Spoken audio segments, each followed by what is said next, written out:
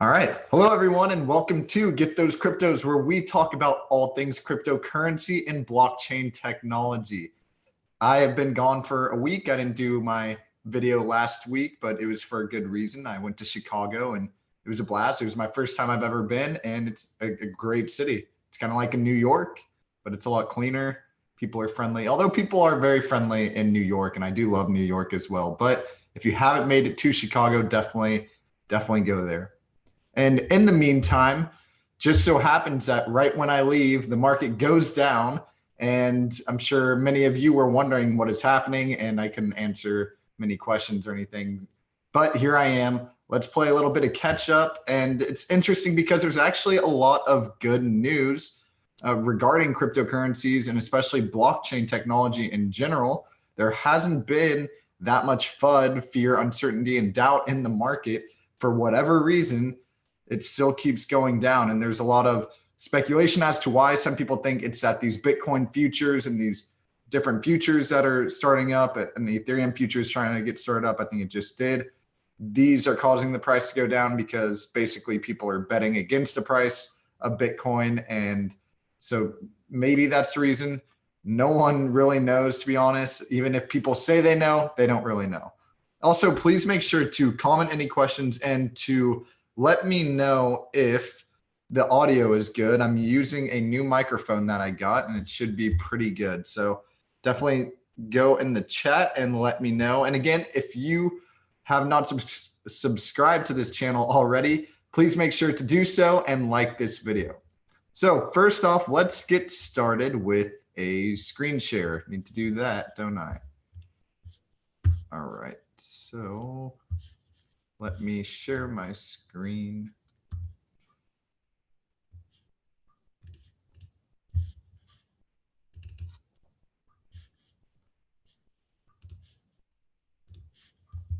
Okay, so let's first start at CoinMarketCap.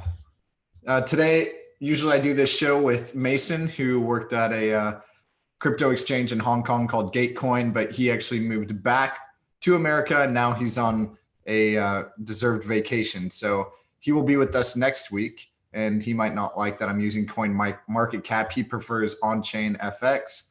But here we are. Bitcoin down 1.94%. It did bounce back a little bit from the drop this past week, and I will let you know my reasonings as to why I think it did and why I think the future, of course, is still very, very, very bright. And let's see, Ethereum 2.59%. Nothing too crazy. Tron 6.74%. Let's see what the biggest gainers are. Oh, Theta token. So a lot of viewers actually have reached out to me and asked me to research Theta token. And I think it is a pretty cool project. It's, from what I remember, one of the board, someone who's on their board of advisors is the founder of YouTube. And they're trying to do a decentralized type of social media for mainly videos from what I remember. And there's a lot more to it, but it does seem like a cool project. And then Golem, they are trying to do a decentralized internet. If any of you watch Silicon Valley, the HBO show, it's hilarious. My favorite show on TV. They're actually kind of based off of Golem. Golem is basically that project before Silicon Valley came out and had the idea.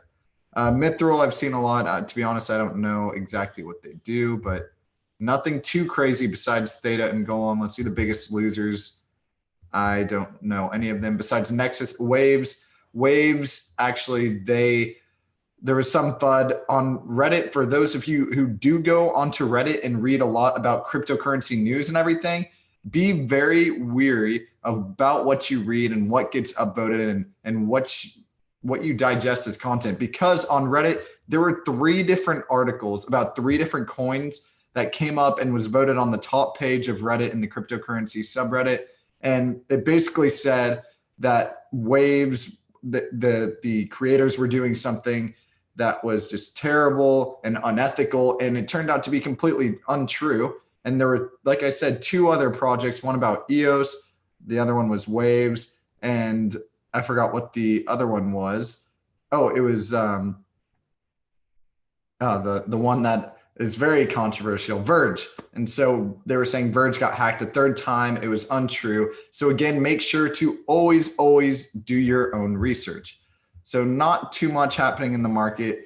$323 billion market cap. It can definitely be higher, and we hope it will be higher. But the reason why I think it has bounced back, other than because it's crypto and because it always bounces back, no matter what, the longer you stay in this market, the more you understand that every time it goes down, it's always going to go back up. And vice versa is just as important. Sometimes when it is all the way up and your portfolio is in the green, it's okay to take out some profit because it always seems to go back down. It's just a little difficult about timing that when to take it out because, as you know, sometimes you think it's a great time, you do take out some profits, and crypto always does the unexpected and it'll go straight up and you miss out. So it is tricky, but remember, it always goes up when it's at its low point. Now's the time where you can be greedy, even though right now it's doesn't seem to be going either which way dramatically. So again, the reason why I think that this all happened and that the bounce happened back up is because of all these different things going on around the world. Of course, cryptocurrency is an international phenomenon. And one of the biggest headliners that I think was the immediate impact, positive impact on the market, was that South Korea announced that they have a government committee that plans to make ICOs legal again, initial coin offerings legal again. Now, back this past December, let's talk about the South Korean market. The Korean market is massive, and it used to be even bigger really than it is today. But for such a small country, I mean, they are California and Arizona, I believe. If you combine those two states, South Korea is still smaller than them by population. But before, they were at one point leading America, beating out America for how much they were trading cryptocurrency. Right now, they're number 3 in the market. In this past December, a third of South Korean workers were crypto investors. And like I said, they're the third largest market as of now. And around January, or it might have been February, whenever they did ban ICOs, South Korea, the government came out and said, we're not going to allow these ICOs. That was the starting point where crypto just started going way, way down. I mean, it did correct after Bitcoin and everything hit 20,000. But after that, it corrected a little bit. And then this news about South Korean coming out and saying that ICOs are illegal, that is what really put us everything down in the dumps. And so this is huge news that they are looking at this market and they're looking at cryptocurrencies and specifically ICOs, these initial coin offerings. And that's basically when a coin starts. They're saying, we're not going to get venture capital money. We're not going to try and raise money by investors. We are going to release our idea to the public. Here is our white paper, which means here is a description of our business plan of what we want to do. And here's the exact purpose of our coin, of our cryptocurrency, of our token. And so they release all that to the public. And then it is up to the public to decide, okay, this seems like a cool project. It has a great future. And basically the public can invest in these cryptocurrencies by buying their tokens. And by buying their tokens, they're giving capital, they're giving money to these companies who are performing the ICOs because their coin, their token value begins to increase in price the more people who own it. So if an ICO happens, you're a small company, you can't get any investor money. And this actually has happened before where companies couldn't get very much investor money. They tried going to venture capitalists and they couldn't get a good deal. And then they said, well, we're going to try an ICO because why not? It's a hot thing. And then they get hundreds of millions of dollars. I mean, it's insane. EOS, they just had a 2-year ICO and they got $4 billion. I mean, think about how insane that is. $4 billion. They didn't give away any equity in the company. They don't have investors. They just have people who were investing. But of course, the biggest problem with this is in America, you have to be an institutional investor, which means you have to have at least $1 million net worth or at least $200,000, I think, liquidity or in assets. And that doesn't like include your house. So there's a lot of legality behind this that usually avoids these people, these average people, to be able to invest in these companies. And that was the whole reason why this ICO, everything became so crazy. It's because it gave an opportunity to all these people who probably didn't have enough money and who weren't qualified to invest in big companies. But with ICOs, they were, and people were getting insane returns. Like XRP last year got over 7,000% returns. I mean, it's insane. So in Korea, they're saying that there is a committee that is trying to make ICOs legal again. And so they're starting to turn around. According to Business Korea, a National Assembly committee dedicated to studying the so-called Fourth Industrial Revolution said it would seek to enhance the legal basis of cryptocurrency in the country, part of which would be reversing the ICO ban, which the government enacted in September 2017. Sorry, I said February 2017, it was September. And here is what they said. We need to form a task force, including private experts, in order to improve transparency of cryptocurrency trading and establish a healthy trade order. The publication quotes the committee as saying during the meeting 28th. We will also establish a legal basis for cryptocurrency trading, including permission of ICOs through the National Assembly Standing Committee.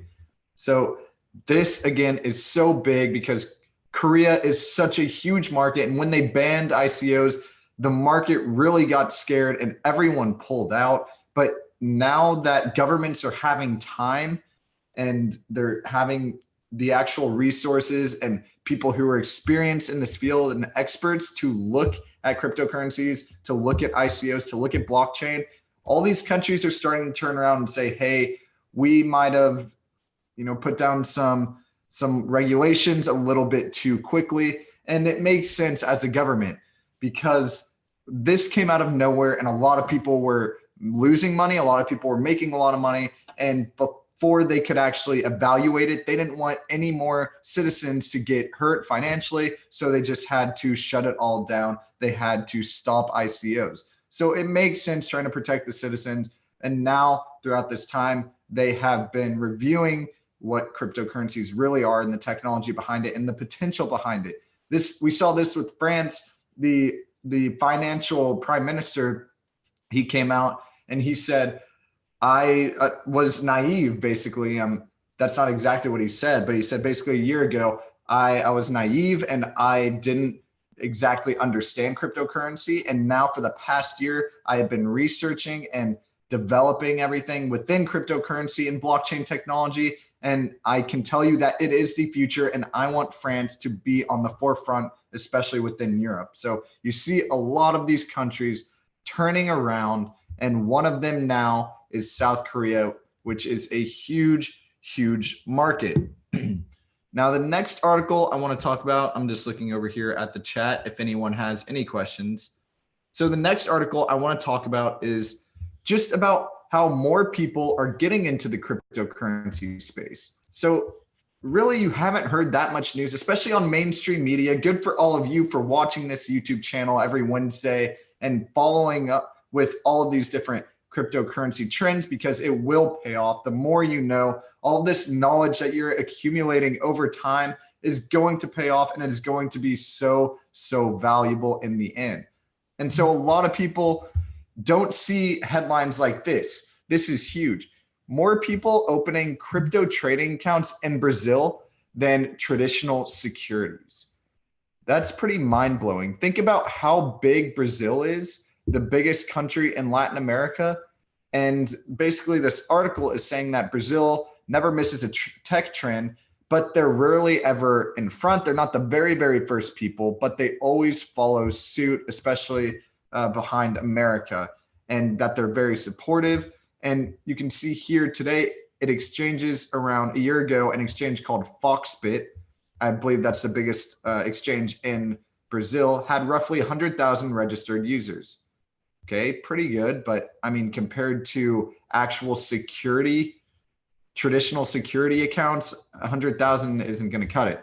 Today it exchanges, Foxbit exchanges around 2,000 Bitcoin to and from Brazil reals daily and has a 36% market share.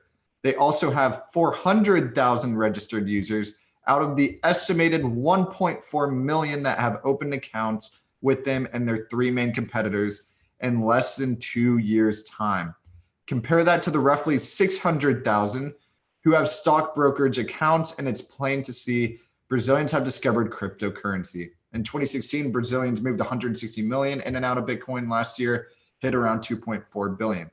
So some of you might be reading this and hearing this and saying, well, that's not a big deal, or maybe it is. And it just seems like, okay, Brazil is starting to invest in cryptocurrency, and that's great. But here's the thing. Brazilians, for the most part, aren't using this as an investment like some Americans are. They're not trying to get rich quick.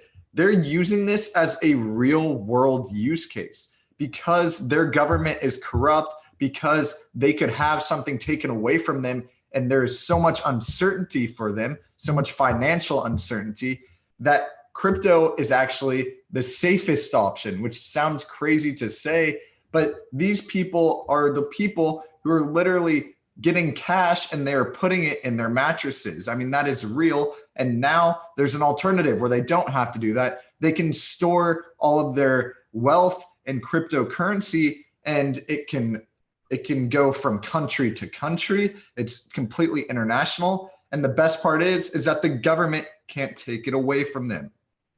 With all of the corruption in Brazil, I mean, this is huge that you can own your own money, you can own your wealth, and you can control your wealth, and you don't have to be afraid of someone taking it away from you. And even if they did say, I want to take your cryptocurrency, I mean, how are they going to? It's either on a ledger or it's on an exchange that is somewhere else that is located in Malta or another country, Switzerland. And so, I mean, that they can't take it away from you. That is the beauty of cryptocurrency. People are buying it as a safe investment so they can store something valuable without having the threat of government or someone else taking it. And this is the same case for Venezuela. I mean, Venezuela has been in so much economic and political turmoil recently that a lot more people have been buying into cryptocurrency.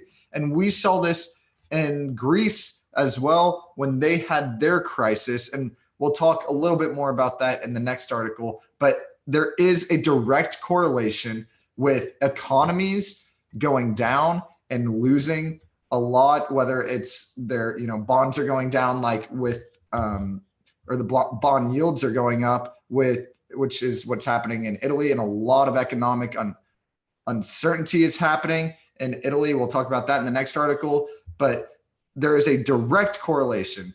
When an economy goes down, people get scared. And where are they going to put their money? They don't want to put it with the banks and with the government, who are trying to keep their money and who want to take it away from them so that they can try and revive the country because they're in so much debt. No, they don't want to put it with the government or with banks. They want to hold it themselves. They want a safe haven where they can store their money and know that it's theirs. And that answer is cryptocurrency.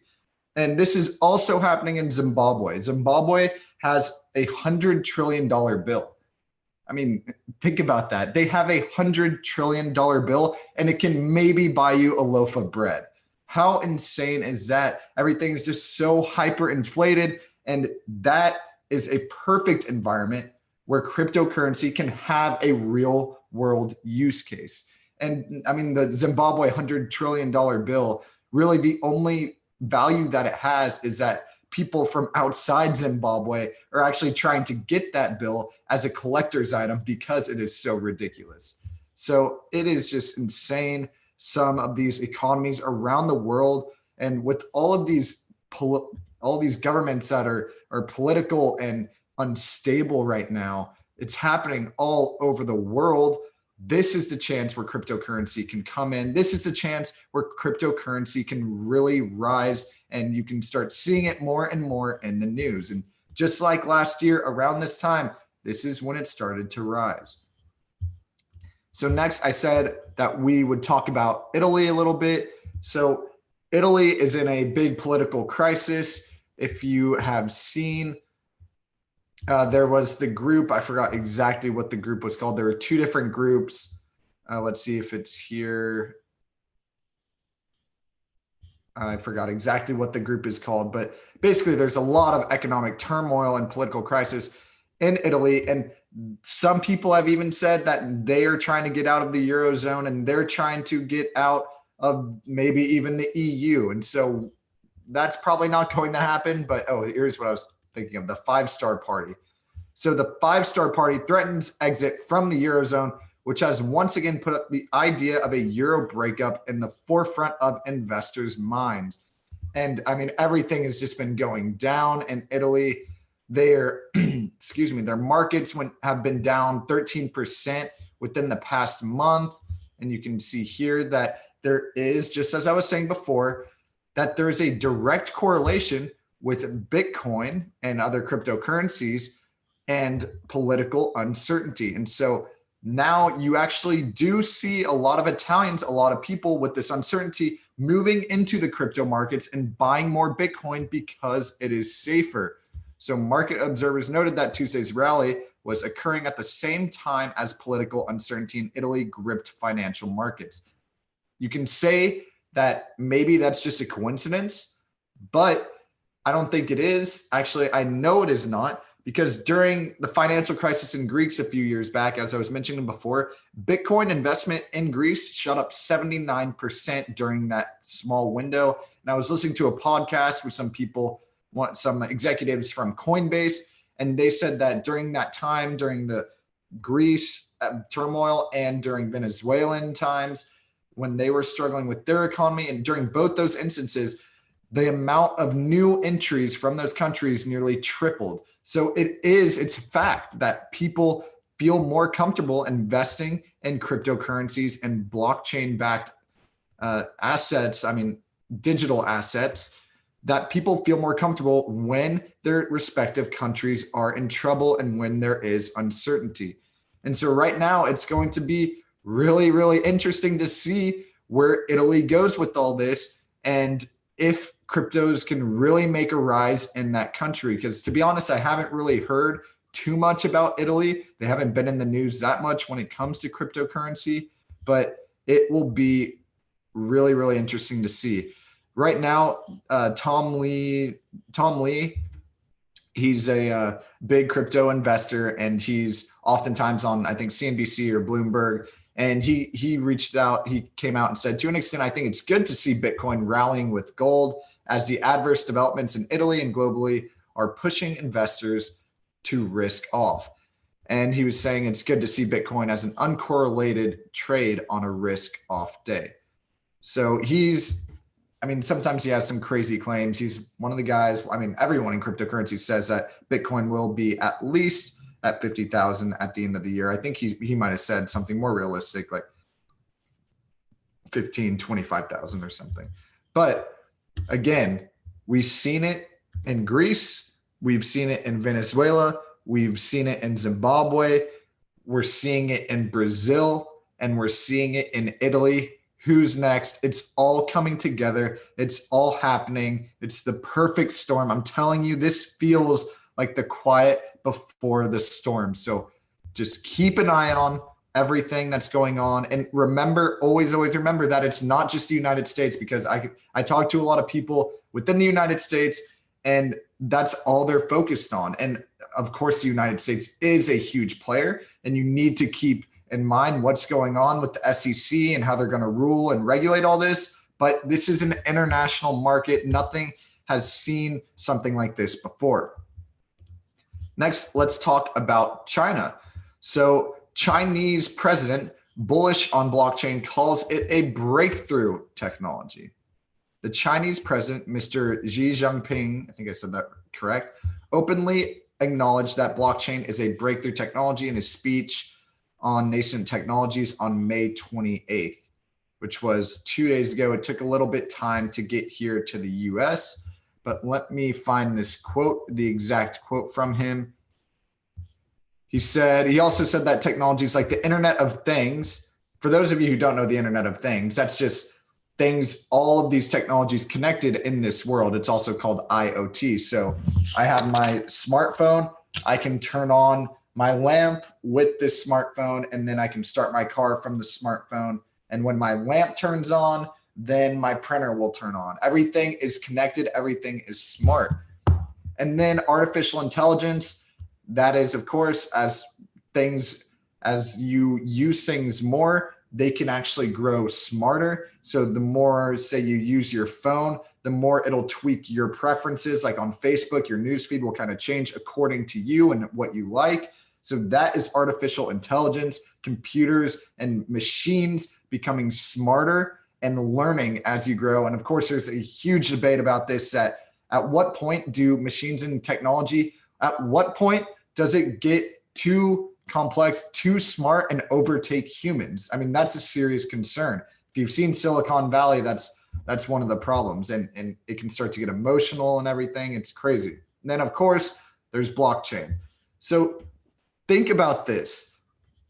There's the Internet of Things that I just talked about, everything connected. There's artificial intelligence, things getting smarter as time goes on, machines and technology. And then there's blockchain, which is this public ledger where everything can be stored in one place and can be extremely transparent. These three things are exactly what China wants. A lot of people are thinking that this is amazing news, that blockchain, that the Chinese president is so bullish on Bitcoin and cryptocurrency, but that's not the case. They've often come out, they said, we love blockchain, and this is the case for a lot of countries. They said, we love blockchain, we don't like cryptocurrencies. And the reason because of that is because they can't control it. China wants to control everything that their citizens do. They do this now, and you cannot look away from this. You cannot ignore that fact. And again, it says China now seems to be in the blockchain, not Bitcoin phase. And so they do believe that blockchain is incredibly innovative.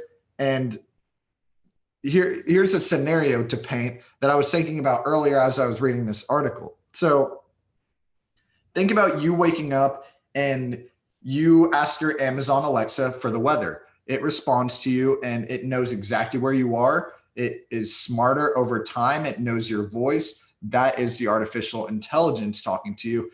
So you wake up, you turn on the shower, which is controlled from your phone. And then once you turn on the shower, it knows that the light should turn on, and your smart mirror will tell you a couple of other things and tell you that you're looking great today. And all these things are talking to each other. And then your smart car drives you to work. I mean, all of this technology is just coming together. And then once you get to your office, you scan your eye and it identifies exactly who you are, exactly when you got in, all of the information your company needs. You work, you go to lunch, a robot makes your meal for you, and then you pay with cryptocurrency. So you walk in, that robot knows exactly what you ordered. You put it on a kiosk, it'll just automatically take it out of your crypto wallet, maybe with some sensors, Bluetooth, something, or just simply a QR code. So throughout this whole process that I just painted, everything, all of that information collected, all of that data is all on a blockchain. It is all transparent. But remember that you can have a public blockchain, which means literally everyone in the world can see what's on a public blockchain, like Bitcoin. It's in a way, it's private because you can see these long strings of numbers and letters. You can see people's private keys, and you can't see their private keys. You can see their public keys, which is a long string of numbers and letters, but you don't know who that public string belongs to. So you don't know that 81XY421, that actually is Austin Patrice. That's his public key. But if you do know that that string, that public key is mine, that it is Austin Patrice, then you can search that public key and then you can see all of my transactions. Now that you know that public key is mine, now you know all of my transactions that you can search for. So in a way it is private, but it is public if you can find out whose public key is associated with who in the world.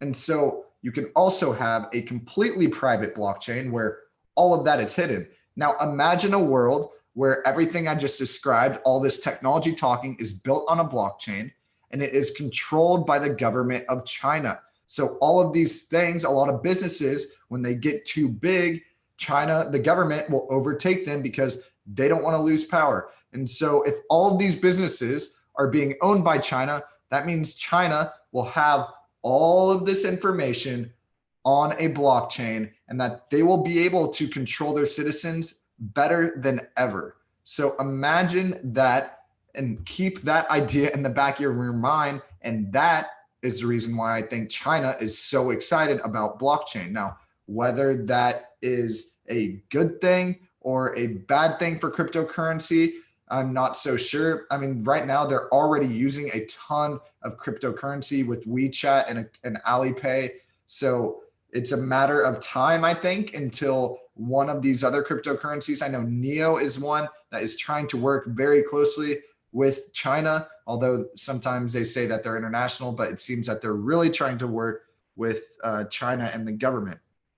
And so and this goes back to 2014, where China announced that they're going to integrate this social credit system, which is kind of scary because what this is that it ranks people by their trustworthiness of its 1.3 billion citizens. So if you do something that is good, you'll get some points on your credit. And if you do something bad, even if it's just like missing a payment or you miss a fine that you're supposed to pay, that will stack against you and you will lose points, and points are deducted from you within this credit system. And then if a lot of points are deducted from you, it's not like you get another fine or something. You won't be able to ride the train or you won't be able to ride the bus. It's real side effects, and it's kind of a scary future with all of these different systems and with this social credit system. So if you can imagine that picture I just painted of everything you just did with artificial intelligence, with blockchain, and with, I forgot the third thing, artificial intelligence, blockchain, and and the Internet of Things. If you have all these different things, then China has all your information, and then it'll know every single time that you may or may not do something bad, even if it's not that bad, and it'll deduct points from you, and then you can't ride the bus to work. And it just creates a very inconvenient world, and a world that is controlled even more so by the government than it is today. So it's really, really fascinating to see where this all goes, but it's also scary to see where China can take this. And being such a huge economy, we'll see where they take it, and we'll see where the United States takes it or where another country takes it. So what it comes down to is that crypto can potentially take away power from the big governments. And if it's not banned or appropriately regulated, then it is a huge threat. It is extremely scary for a lot of these big countries. And so China, for example, is the perfect example of a country feeling threatened by cryptocurrencies, but seeing the innovation in blockchain technology. Now, I could be wrong about all this. Maybe they just don't think cryptocurrency is that great. Maybe they just are trying to protect their citizens and they genuinely want to use blockchain. But judging from China's past and their history, it seems that they're trying to gain control, as they always are. But again, if a country is smart, in my opinion, in China, I mean, they are pretty smart. They very, very smart. But I think a country as a whole, if they can do the proper regulations and they can create a win-win for their citizens and their country so that cryptocurrencies and blockchain can coexist and everything can really be for the better of this innovation and technology, then those are the countries who I think are really going to come out on top and prosper. So let me see here on the chat. Regina, you said it'll be interesting to see if Italians start moving into cryptos. It'll be very interesting to see. I definitely agree. Like I mentioned earlier, they haven't really been that much in the news. They haven't had that much participation in crypto. So it'll be really interesting to see. Jack asked, what do you think about cloud mining, Hashflare?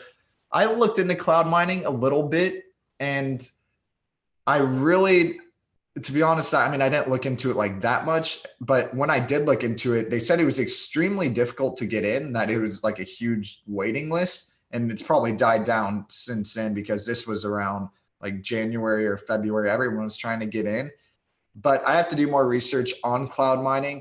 I have heard some great stories. I have heard some pretty gruesome stories where people just get scammed because you don't know exactly who's mining all of these cryptocurrencies in the cloud. And I have heard more horror stories than success stories because a lot of these times these companies are in other countries and they just can scam you and get away with it. And what are you going to do but sit there and say you lost this magical internet money? So I would look into it though. I'm going to look into Hashflare and we can talk about it later. But those are all it was kind of a short video today, but I just wanted to talk about these countries. Like I said, I've been traveling, so I haven't had a chance to get a ton of information. The one thing I do want to end with is if you have any EOS tokens, make sure to register them for the main net of EOS, which is still, I think it's supposed to still be June, was it 4th maybe? Because they were going to push it back. There were a couple of bugs in EOS and they actually fixed them all within the same day. So everything should be good. And they said they're still plan on doing this main net, which is basically their launch. And so if you have bought EOS tokens with Ethereum or something, then you need to register them. You need to go on EOS's website. It's kind of complicated. If they're in my Ether wallet, there are videos on there, and I put a video in the description here. There are videos about this where you can register for these tokens so you can actually have these EOS tokens. Because if you don't register them, if you have EOS right now and you don't register them, and then the mainnet happens, then you are literally holding on to something that is useless, and you do not want that. I will say if you are on Binance, you have EOS and it's on an exchange, not all exchanges, but I know for a fact on Binance, they have come out and they said that we will handle the registration and you don't have to worry about it. But I'm not positive if you will get airdrops, which means, so EOS is a platform kind of like Ethereum, kind of like Neo, and a lot of different projects are going to be built on EOS. And when those projects are built on EOS, you're actually going to get those tokens from the other projects for free. So I think the first one is going to be some encyclopedia. I forgot exactly what it's called, but it's going to be a little bit like Wikipedia, but it's going to be decentralized. That's going to be one of the first projects. And like for Neo, Ontology was given out in an airdrop, and that's a pretty big project now. I heard some stat about if you had Ontology, if you signed up for their newsletter, they did an airdrop where if you sign up for Ontology's newsletter, free to sign up on their website, then you would have at least like $7,000 now because they gave away free tokens for signing up for their website. So always keep those in mind too. You never know what can happen. If there's some free crypto, I mean, and you don't have to give anything sketchy away, might as well take it. But if you are on another exchange that's not Binance, or if you have it on MyEther wallet, definitely just do a quick Google search. If you're on, say, OKX, just search OKX EOS registration, see if they support it, because you definitely want to make sure you have those accounted for. But with that said, if anyone has any more questions, that's all I got for y'all tonight. I'll wait around for a minute or a couple more seconds just to see if anyone asks any questions. If anyone has any recommendations on what you want to talk about next week, let me know. Otherwise, I'll just be staying tuned with the news and trying to figure out what's going on in this world and where we're going. I really do believe that we are going to have another year just like last year, that it is all going to come up. Because, I mean, last year, Bitcoin was worth like a few $1,000s. Ethereum was worth a few, like, I think it was 100. Actually, I think it might have been like double digits at some point around this time. And it just skyrocketed out of nowhere. So everything is still there. There's still $330 billion in this market, which doesn't sound like a lot compared to what it's been like, but there's so much good news surrounding it with South Korea, with Italy, with all of these different countries getting on board. It's only a matter of time. So with that said, I'm going to take off, but thank you everyone for watching. And remember to get those cryptos and subscribe to this channel if you haven't already, and to like this video. All right, I will see you all next week. Y'all have a great night. See you later.